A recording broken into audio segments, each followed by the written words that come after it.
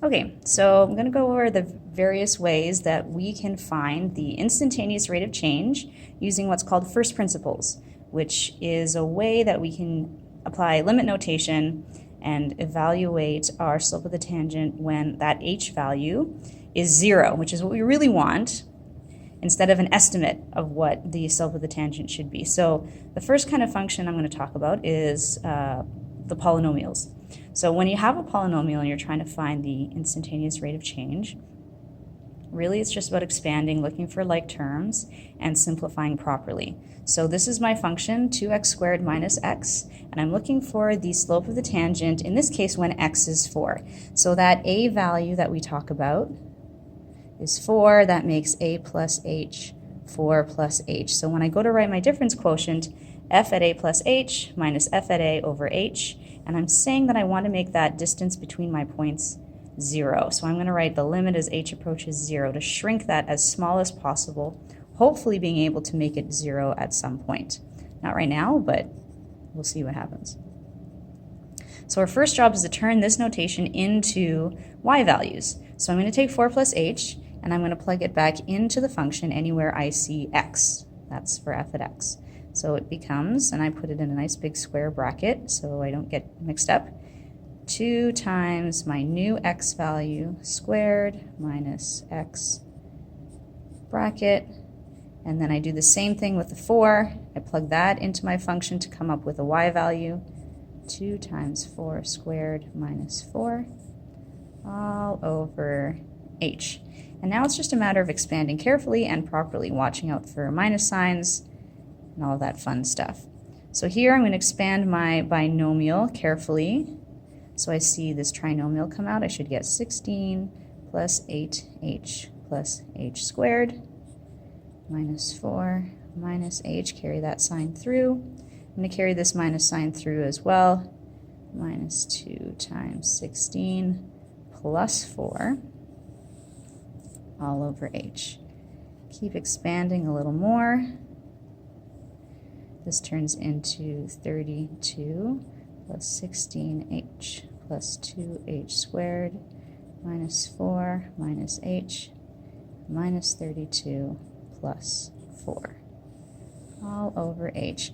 And at this point I like to look at the terms that I have in my list, and what you should notice are a lot of terms subtracting out.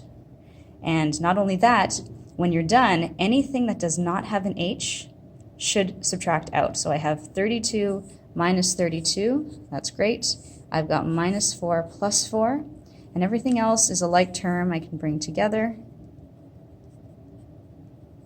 So I have 16h minus this h over here is 15h plus 2h squared all over h.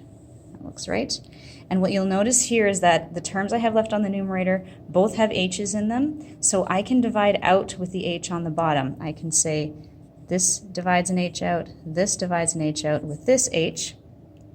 Or if you want to see this step here, I'll just put it on the side. You can show first your common factoring out the h, like this, and then cross them out, which is the proper way to do it.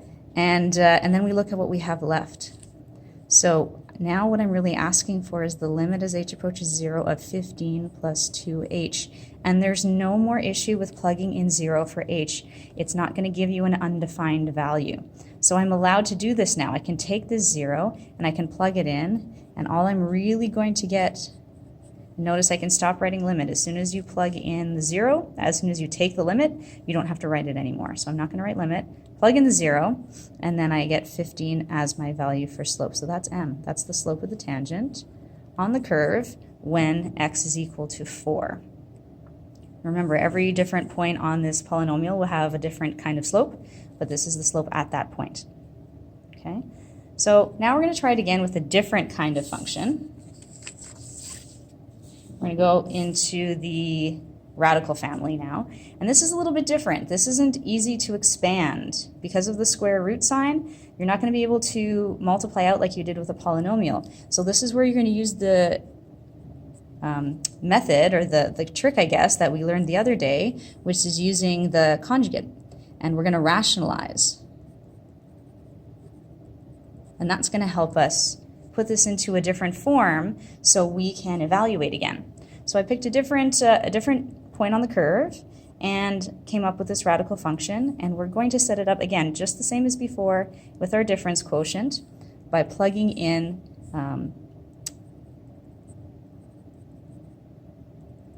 each of the x values so that we can determine what the y's are going to look like.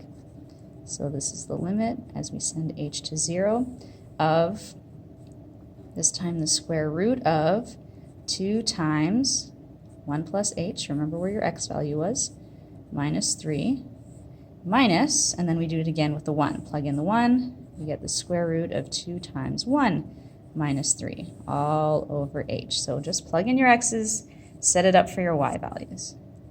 Let's clean it up a little bit. This is going to become the square root of, this is 2 minus 3, so we're going to get, I'm going to write the 2h first. So 2 times h is 2h, and then 2 minus 3 is minus 1. And then here, oh, I'm a dodo.